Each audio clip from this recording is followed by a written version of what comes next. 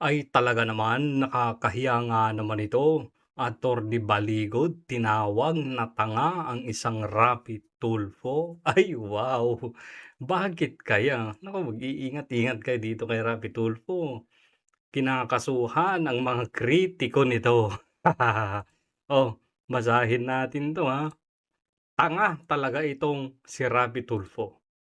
Ito ang reaksyon ni Attorney Baligod, legal counsel ng 18 dating sundalo, matapos sabihin ni Senator Rapi Tulfo na mahalagang makuha ang kanilang grupo ang mayorya sa Senado upang matiyak na mailatag nila ng maayos lahat ng ebidensya sa impeachment trial ni Vice President Sara Duterte. Ano kayang mali dun? Sa isang social media post, direktang kwestiyon ni Baligod ang naging pahayag ng senador tungkol sa papel ng mga senador sa impeachment proceedings. O, nakikita nyo na kung saan papunta to. Bakit tinawag na tanga si Rapi Tulfo?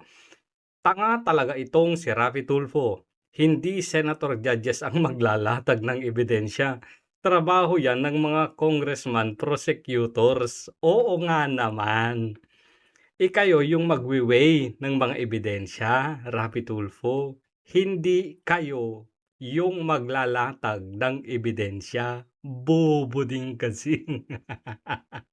Ay, kahit sino naman, may isip ito. Ang problema sa mga Tulfo, ngak-ngak ng ngak-ngak, tsaka na yung utak.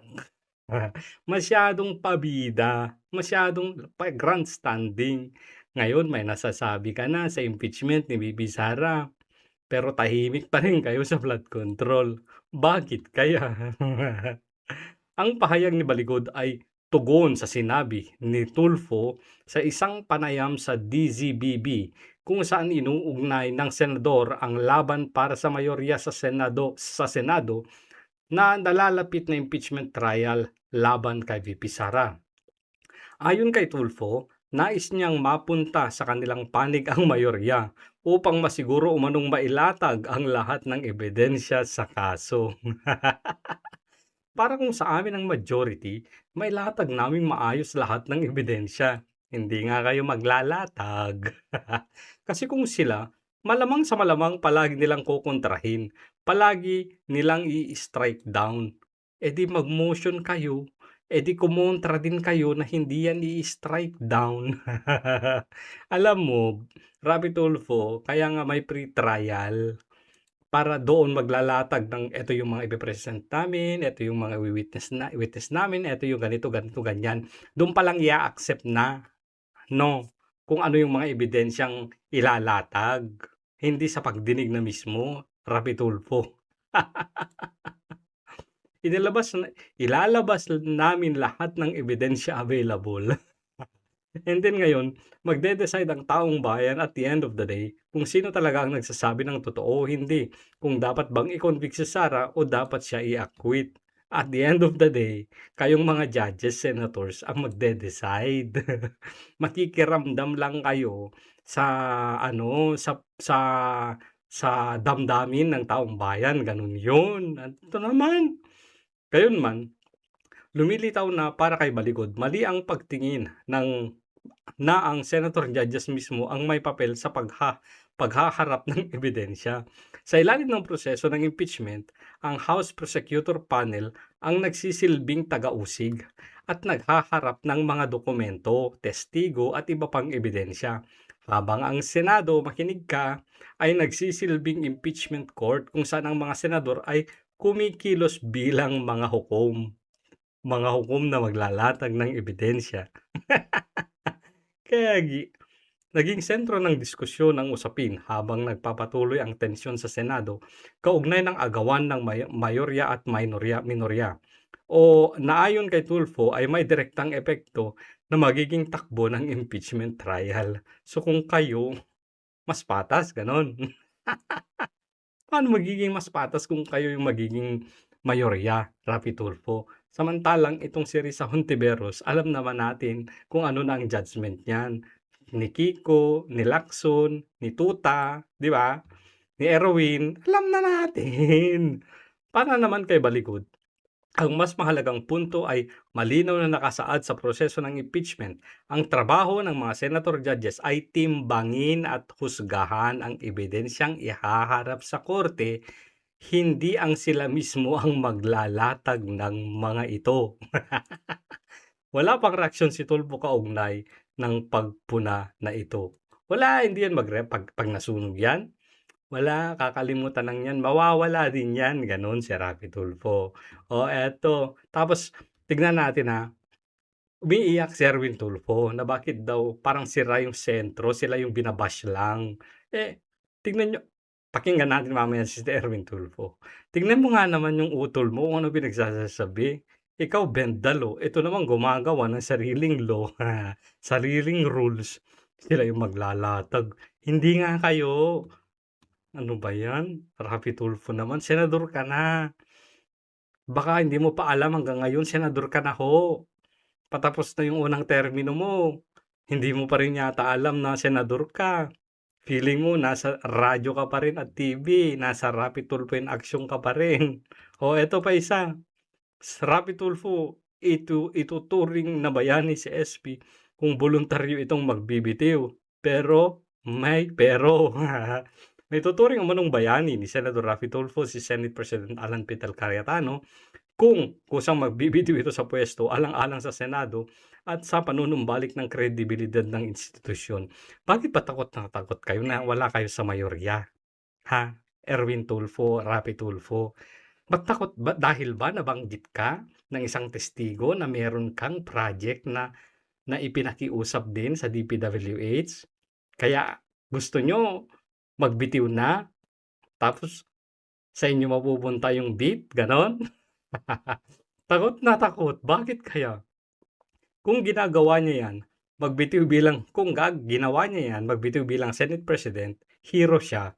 Pero most likely, hindi niya gagawin yata yan. Pustahan tayo. Nagsabi-sabi ka ng ganon, tapos pustahan tayo, hindi niya gagawin yan. Ano ba yan?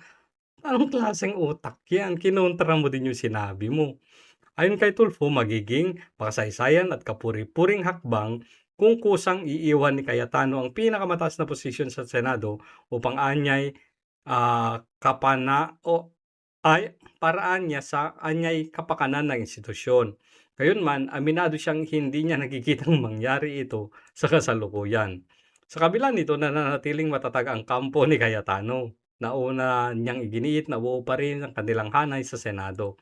Solid ang 13, hindi magpapa-11, anya. Gagi. Ikaw na lang kayang mag-resign.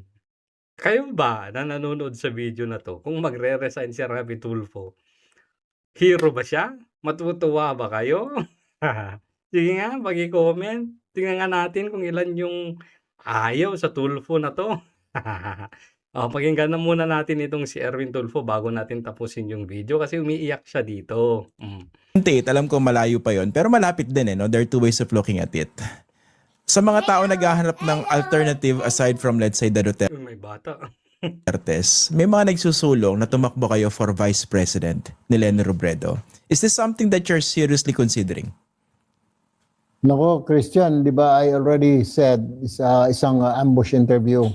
Huwag na ho kami isama dyan ng mga kung sino man nagpaplano dyan. Pangalawa, napansin ng aking chief of staff.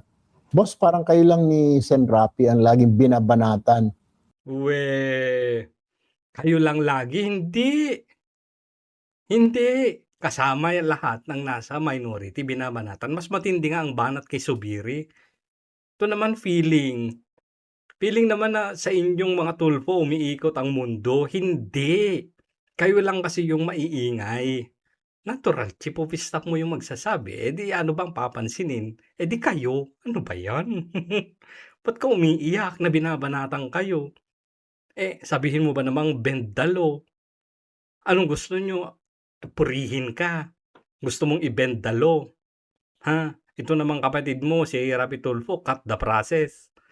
Tapos nung nag-walkout kayo, sabi mo, BS, rules. Anong rules yan? Walang rules.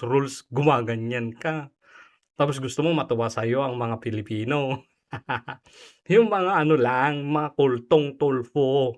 Yan yung mga ano ninyo, mga napapaniwala ninyo.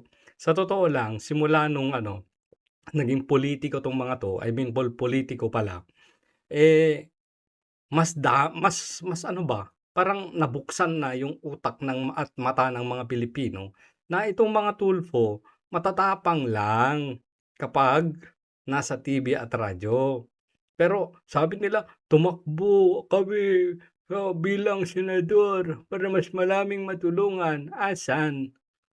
Asan? Eh, ang bati ko sa inyo, maingay lang kayo sa usapang mag-asawa, usapang kabit-kabit, usapang away sa barangay, yung mga pinagmumurahan niyo yung mga pulis, 'di ba? Pinagmumurahan niyo yung mga politiko na ngayon, tila ba sinasamba na ninyo, kasama na ninyo. Paano ngayon nag-align 'yan? Paano nag-align yung mga interes ninyo? Dati, sinabihan mo si Kiko Pangilinan na pinakabobong senador, nag-agree ka pa kay Pangulong Duterte. Tapos ngayon biglang kakampi na? Anong meron? May maleta ba? Meron ka bang pinagtatakpan? Meron bang mabubulat-lat kung ipagpapatuloy na yung flood control investigation? Isa 'tong Erwin Tulfo na 'to, na takot. Very vocal talaga siya, 'no? At doon napaghahalata mo na medyo talagang gagawin nila yung talagang magagawa, lahat gagawin para lang hindi na matuloy itong investigasyon ng flood control projects. At least 'yan yung nakikita ni Topacio, 'yan yung nakikita ni Marcoleta, 'yan yung nakikita ni Mike Defensor, na 'yan talaga, it's not about the impeachment anymore. Bakit? Kasi kahit naman ikulong lahat 'yan, ikulong yung 6 sa majority ngayon, hindi pa wala pa rin kasi hindi pa rin makukuha yung 16 na boto para ma-convict si Baby Sara. So, this is not about the impeachment. This is about flood control mess. O uulitin ko, nabanggit na yung kapatid nito na si Rapi Tulfo ng isang testigo na meron daw siyang request na project sa DPWH. Kailangan nating busisihin yon. Kailangan busisihin kung saan napunta yon. Kasi kung wag natin kakalimutan, yung ACT-CIS na si Yap ay 'di ba na-freeze na yung mga asset kung ano-ano, kasama 'to nung asawa ni Rapi Tulfo. I mean, asawa, sige na nga pagbigyan na natin, si Jocelyn Pua. At meron din siyang anak, si Ralph, na bigating congressman na kung makalaklak ng alak akala mo naman wala ng bukas. Ah, anda alam niyo sa totoo lang, ayaw tumakbo ng mga 'to ng mas mataas pang posisyon. Bakit? Mas lalong makakalkal yung yung mga hindi magagandang side ng kanilang mga pagkatao at pamumuhay. Kaya ayaw nila. Sinabi na rin naman niya, Sinabi na rin naman niya na hindi sila tatakbo kasi maraming mga ano, maraming bashers. 'Di ba? So, ano ba? Ba't kayo iyak ng iyak na binabanatan kayo? Itong mga pinagsasasabi ninyong magkapatid, wala sa wisyo, wala sa hulog. Tapos gusto nyo matuwa kami. Ano ba yan? Hindi naman kami ngagba katulad ni ngagba. Ingat-ingat kayo dito sa dalawang to kasi lalong-lalo na si Rapi Tulfo.